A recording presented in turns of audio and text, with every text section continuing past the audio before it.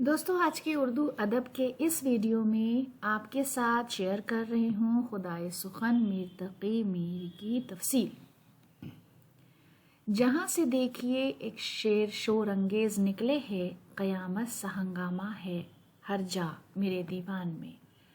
عمر کے جس حصے میں بھی میر نے یہ شعر کہا ہو یہ تو متعین نہیں کیا جا سکتا، لیکن جو شاعرانہ دعویٰ اس شعر میں کیا گیا ہے اس کی تصدیق میر کی زندگی میں بھی ہوتی رہی، اور میر کے انتقال کے بعد سے آج تک کوئی ان کے اس دعوے کی تردید کی جرات نہیں کر سکا۔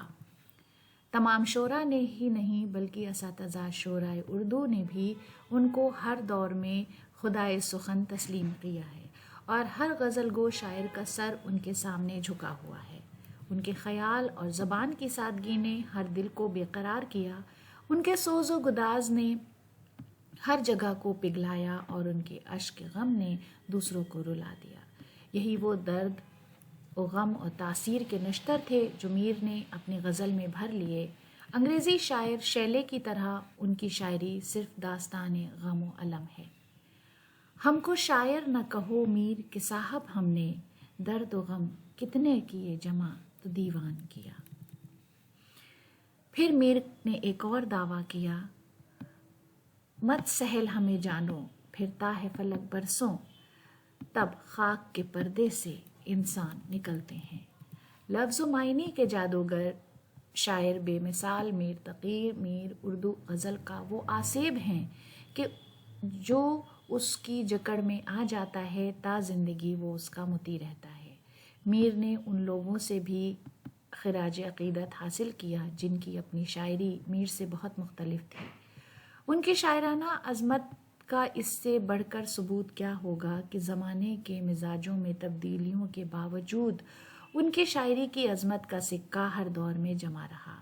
ناسخ ہوں یا غالب، قائم ہوں یا مصفی، ذوق ہوں یا حسرت مہانی، میر کی عقیدت مند ہر زمانے میں رہے۔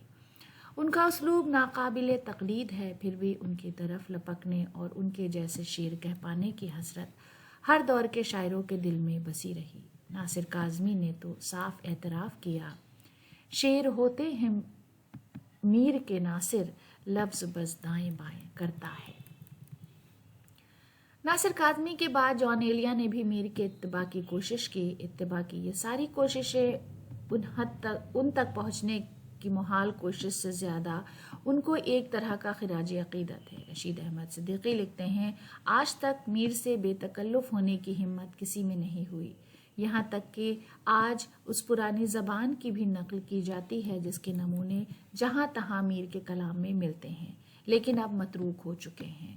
بربنائے عقیدت کسی کے نقص کی پیروی کی جائے تو بتائیے وہ شخص کتنا بڑا ہوگا۔ میر کو خود بھی اپنی عظمت کا احساس تھا۔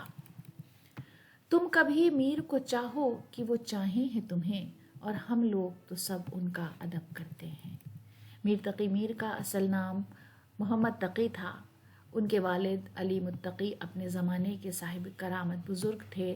ان کے اجداد حجاز سے ترک سکونت کر کے ہندوستان آئے تھے اور کچھ عرصہ حیدرآباد اور احمد آباد میں گزار کر آگرہ میں مقیم ہو گئے تھے۔ میر آگرہ میں ہی پیدا ہوئے۔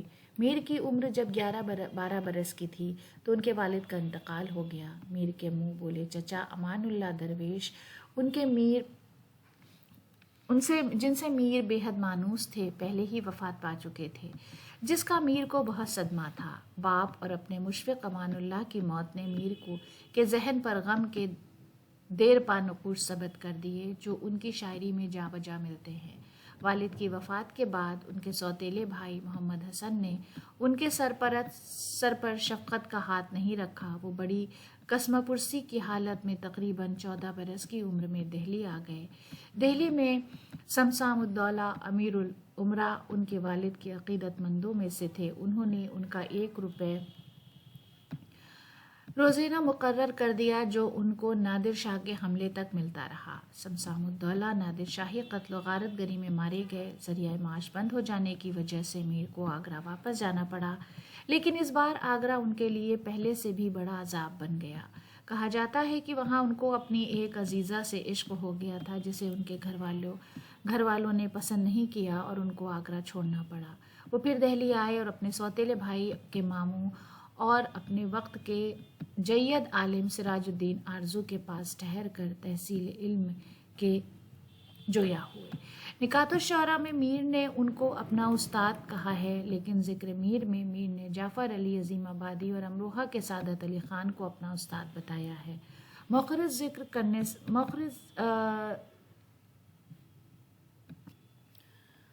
ذکر نے ہی میر کو ریختہ لکھنے کی ترغیب دی تھی۔ میر کے مطابق خان آرزو کا سلوک ان کے ساتھ اچھا نہیں تھا اور وہ اس کے لیے اپنے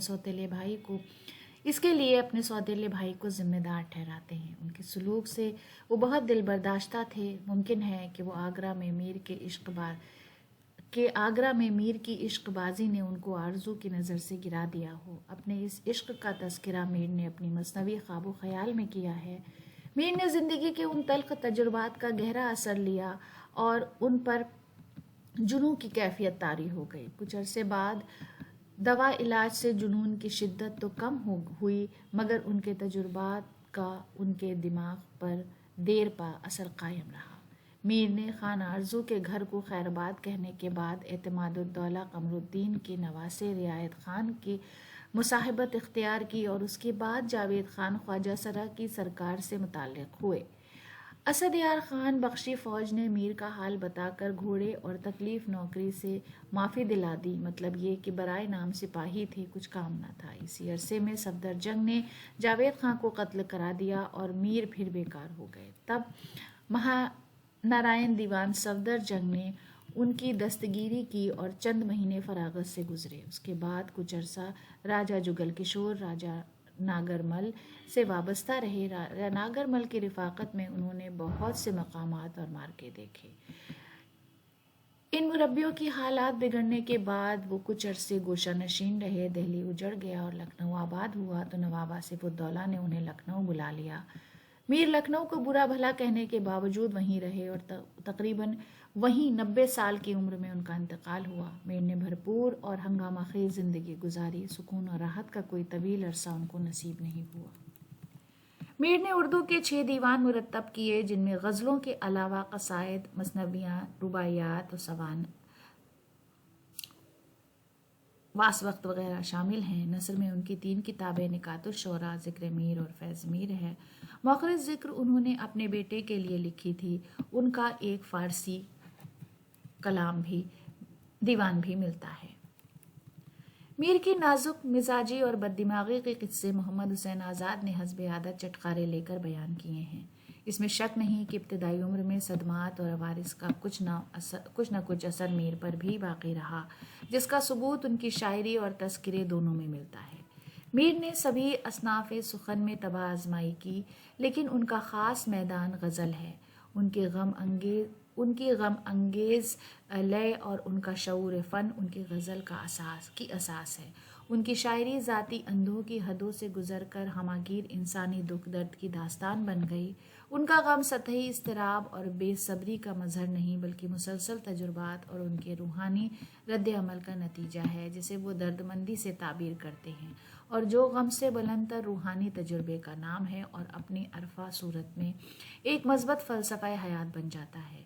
میر کا غم جو بھی تھا ان کے لیے فنی تخلیق کا ذریعہ اور اعلیٰ بصیرتوں کا وسیلہ بن گیا۔ غم و الم کے باوجود میر کے یہاں زندگی کا ایک ولولہ پایا جاتا ہے۔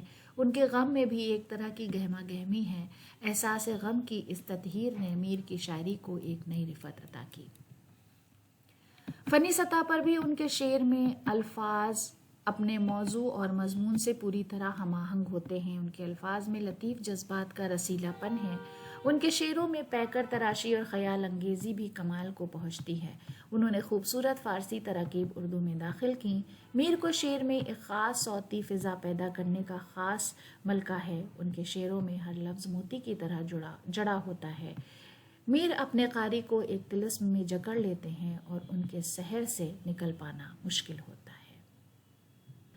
تو دوستو، یہ میر تقی میر سے جڑی ہوئی کچھ معلومات تھیں جو آپ کے ساتھ شیئر کی۔ اگلے ویڈیو میں آپ کے ساتھ پھر کسی شاعر کی تفصیل شیئر کروں گی. ویڈیو دیکھنے کے لیے بہت بہت شکریہ.